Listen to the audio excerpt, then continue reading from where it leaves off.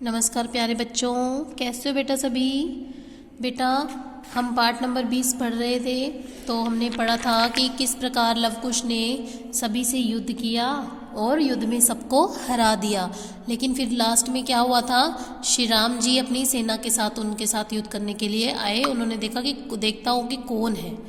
तो जब श्री रामचंद्र जी सेना के साथ आए तो इधर महर्षि वाल्मीकि सीता माता के साथ लवकुश को लेकर आए। महर्षि वाल्मीकि किसको लेकर आए अपने साथ? सीता माता और उनके दोनों बच्चे लवकुश को। सभी को बात समझ में आ गई थी, अयोध्या की सेना को हराने वाले और कोई नहीं, अयोध्या के ही राजकुमार लवकुश है। क्योंकि सीता माता श्री राम जी की पत्नी और लवकुश उनके बच्चे। सेना में भी खुशी थी। श्री रामचंद्र जी ने सीता जी से वापस अयोध्या चलने की बात की। अब इतने दिनों के पश्चात जब वो मिले उससे, सीता माता से श्री राम जी, तो उन्होंने उनको कहा कि चलिए अयोध्या वापस चलिए। सीता जी अयोध्या वापस जाने को तैयार नहीं थी।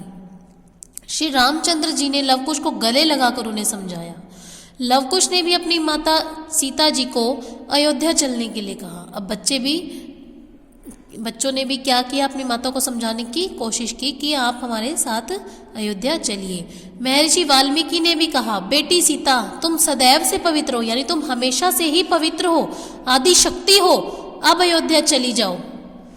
सीता माता जी ने कहा, हे धरती माता, यदि मैं अपने मन, कर्म, वचन से सदैव से पवित्र हूं, यानी हमेशा से मैं पवित्र हूं, तो आप मुझे अपनी गोद में संभालें। ये सीन सभी ने अपनी रामायण देखते टाइम देखा होगा, जब राम दरबार में सीता माता धरती माता से कहती है कि यदि मैं अपने मन, कर्म, वचन से सदैव से पवित्र हूं, तो आप मुझे अपनी गोद में संभालें। मैं अब इस संसार में नहीं रहना चाहती, क्योंकि वो बहुत दुखी हो गई थी। ये संसार मेरे रहने लायक नहीं है। उसी क्षण धरती फट गई और उसमें से धरती माता सिंहासन पर विराजमान होकर प्रकट हुई। उन्होंने सीता माता को बुलाया, बेटी आ जाओ। सीता माता धरती माता के साथ सिंहासन पर बैठकर धरती में समा गई। श्री रामचंद्र जी ने उन्हें रोकने का बहुत प्रयत्न किया, परंतु वे नहीं रुकी। उनका जो निश्चय हो गया था वो दृढ़ था। सभी मानते हैं कि आज तक का सर्वश्रेष्ठ राज्य राम राज्य है। श्री राम जी के राज्य में कोई दुखी नहीं था, सब निरोग रहते थे। सबका आचरण यानी व्यवहार श्रेष्ठ रहता था, अच्छा रहता था। कोई ऊंच नीच या भेदभाव का नहीं था, कोई भी भेदभाव नहीं समझा जाता था वहां पर। सभी ऋतुएं समय से आती और जाती थी।